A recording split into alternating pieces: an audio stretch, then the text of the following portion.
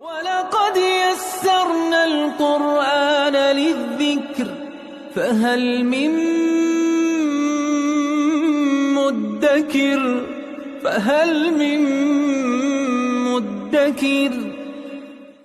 اعوذ باللہ من الشیطان الرجیم بسم اللہ الرحمن الرحیم الحمد للہ رب العالمین وصلی اللہ علی سیدنا و نبینا ابی القاسم المصطفى محمد وعلى آلہ الطیبین الطاہرین المعصومین اما بعد اعوذ باللہ من الشیطان الرجیم بسم اللہ الرحمن الرحیم وَلَمَّا جَاءَهُمْ كِتَابٌ مِّنْ عِنْدِ اللَّهِ مُصَدِّقٌ لِمَا مَعَهُمْ وَكَانُوا مِنْ قَبْلُ يَسْتَفْتِحُونَ عَلَى الَّذِينَ كَفَرُوا فَلَمَّا جَاءَهُمْ مَا عَرَفُوا كَفَرُوا بِهِ فَلَعْنَةُ اللَّهِ عَلَى الْكَافِرِينَ صدق اللہ العلی العظیم۔ سورہ بقرہ کی جن آیات کی تفسیر کا سلسلہ شروع ہے، ان میں بنی اسرائیل کے انبیاء سے، دین سے اور آسمانی کتابوں سے، پروردگار سے باندھے گئے عہدوں اور وعدوں کا تذکرہ، کس طرح سے انہوں نے پروردگار سے عہد کیا، پھر عہد شکنی کی، کس طرح پروردگار کی نعمتوں کو جھٹلایا، ان کا تذکرہ موجود ہے۔ اور اس میں آج کے مسلمانوں کے لیے، روئے زمین پہ موجود اقوام کے لیے، ملتوں کے لیے آج بھی اس میں عبرت ہے، درس ہے۔ ایک روایت میں امام جعفر صادق علیہ السلام فرماتے ہیں کہ قرآن کریم میں موجود وہ تمام چیزیں جن کی وجہ سے امتوں نے نجات پائی، آج بھی لوگوں کو اس پہ عمل کرنا چاہیے، اور وہ گزشتہ کام جن کی وجہ سے امتیں تباہ ہوئیں، ہلاک ہوئیں، آج بھی قرآن کے مخاطب افراد کو ان چیزوں سے بچنا چاہیے۔ لہذا بنی اسرائیل کی داستان، ان کے مختلف حالات زندگی، اس میں مسلمانوں کے لیے آج بھی درس سے عبرت ہے کہ وہ مظالم، وہ ظلم و زیادتی جس کا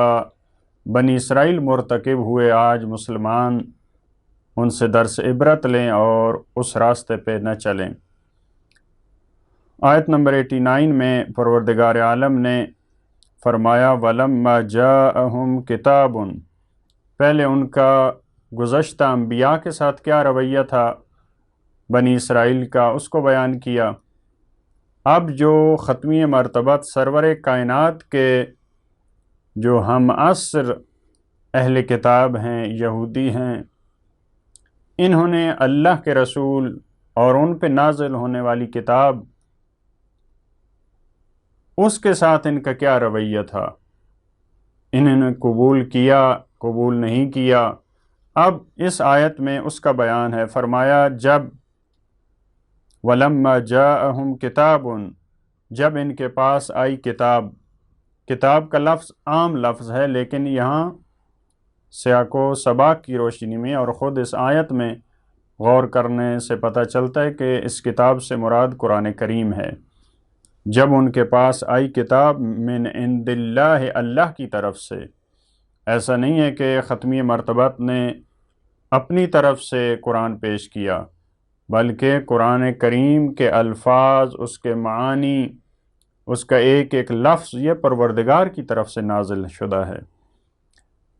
اللہ کی طرف سے یہ کتاب جب آئی ان کے پاس،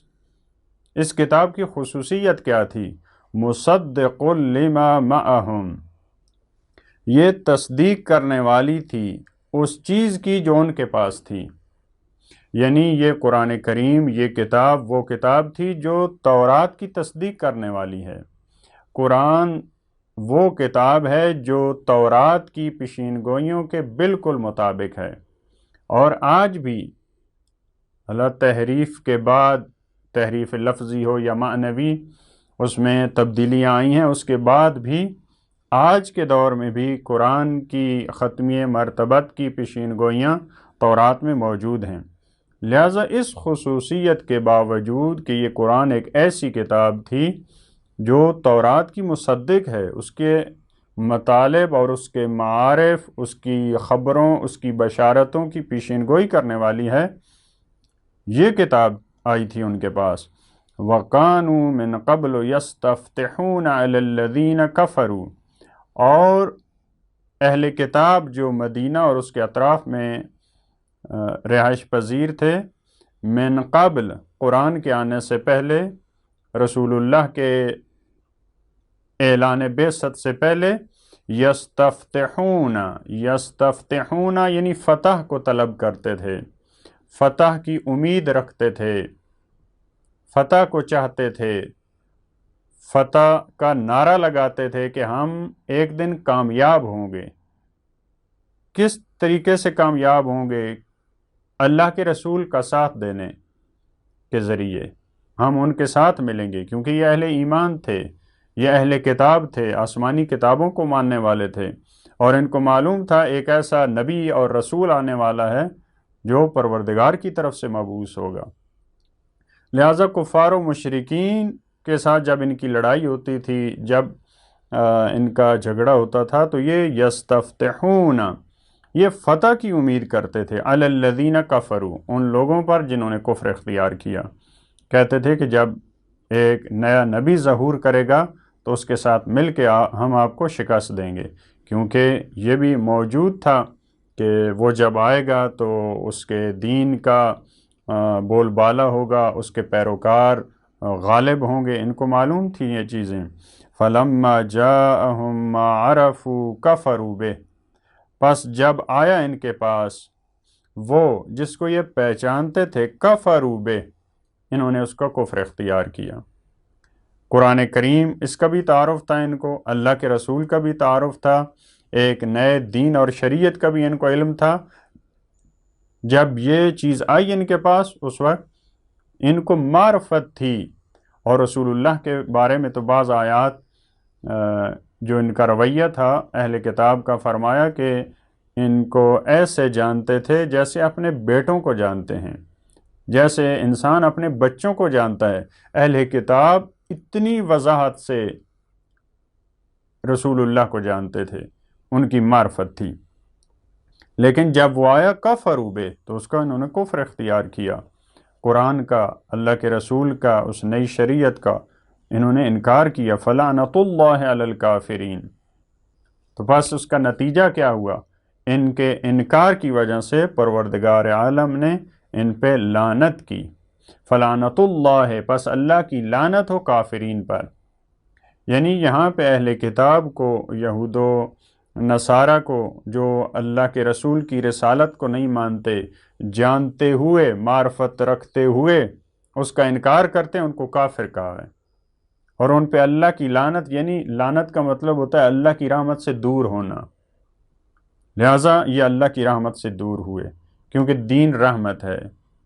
رسول اللہ رحمت للعالمین ہے، قرآن رحمت ہے، لہٰذا جب یہ رحمت سے دور ہوئے ہیں تو خود بخود ان پہ لعنت آئی پروردگار کی، کیونکہ رحمت سے یہ دور ہوئے تو لعنت الہی کے مستحق ہوئے۔ اگلی آیت میں، آیت نمبر 90 میں فرمایا، بئس ما اشتروا بہ انفسہم، بہت برا معاملہ کیا انہوں نے۔ بئس، جب کوئی چیز بری ہو، کوئی برا کام ہو، برا معاملہ ہو، اس کے لیے بئس کا لفظ استعمال ہوتا ہے۔ بئس ما اشتروا، بہت برا معاملہ کیا، بہت بری طرح سے انہوں نے بیچا، بھی اس چیز کے عوض، انفسہم، اپنے آپ کو، اپنے نفسوں کو انہوں نے بڑی بری چیز کے بدلے بیچا۔ وہ بری چیز کیا تھی؟ ان یکفروا، انہوں نے کفر اختیار کیا، بما انزل اللہ، جو اللہ نے نازل کیا تھا۔ قرآن کا، سرور کائنات کا انہوں نے کفر اختیار کیا، باغیان، باغی ویسے ہوتا ہے حد سے آگے بڑھ جانا، لیکن یہاں حسد کی وجہ سے، ضد کی وجہ سے، ان ینزل اللہ من فضل، ان کا اعتراض کیا تھا؟ کیونکہ وہ سمجھ رہے تھے کہ اللہ نے نازل کیا ہے اپنے فضل میں سے، الی من یشاء من عبادہ، پروردگار جس پہ چاہتا ہے اپنے بندوں پہ وہ اپنے فضل کو نازل کرتا ہے۔ یہ ان کا اعتراض تھا، یہ ضد تھی، حالانکہ پروردگار کی مشیت کے مطابق اس کا فضل نازل ہوتا ہے، اور وہ خدا اپنی حکمت کے تحت انتخاب کرتا ہے اپنے خاص بندوں کو۔ فباؤوا بغضب، فباؤوا یعنی یہ پلٹے، بغضب علی غضب، غضب در غضب کے ساتھ، جیسے ہم کہتے ہیں ستم بالائے ستم، اسی طرح غضب در غضب، یعنی پہلے بھی غضب الہی کے مستحق ہو چکے تھے گسالہ پرستی کی وجہ سے، حضرت موسیٰ کی نافرمانی کی وجہ سے، اب پھر یہ دوبارہ غضب کا مستحق ہوئے جو قرآن کو جھٹلایا، اللہ کے رسول کو قبول نہیں کیا۔ وَلِلْكَافِرِينَ عَذَابٌ مُّهِينٌ، اور کافروں کے لیے توہین کرنے والا، ذلیل و خوار کرنے والا عذاب ہے۔ مہین ہون سے ہے جس کا مطلب ہوتا ہے ذلیل و خوار۔ یہ عذاب ایسا ان کے لیے آیا جو دنیا میں بھی، بعض دوسری آیات میں اس کا تذکرہ ہے کہ جیسے پہلے بھی گزر چکا، ان کو پروردگار نے دنیا میں بھی ذلیل کیا اور یہ آخرت میں بھی ذلیل ہوں گے۔ پروردگار ہمیں ان تمام کاموں سے بچنے کی توفیق دے جن کی وجہ سے بنی اسرائیل دنیا میں ذلیل و خوار ہوئے اور جن کاموں کی وجہ سے وہ آخرت میں ذلیل ہوں گے۔ پروردگار ہمیں دنیا اور آخرت دونوں جہانوں میں عزت اور کرامت عطا فرمائے۔ اللہم صلی علی محمد و آل محمد۔